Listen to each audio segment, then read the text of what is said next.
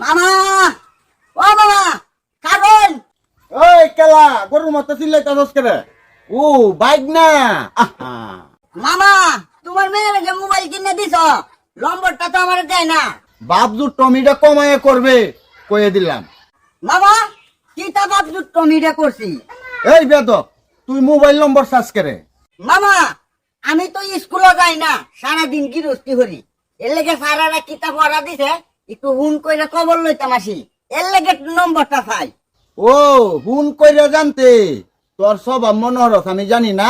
মামা আমার স্বভাব ভালো আছে, তোমার মেয়ের কোন নম্বরটা এখন দিত আমারে। আমার মেয়েরা আরো না হরাম তোরা যাতে মোবাইল নম্বর টম্বর না দে।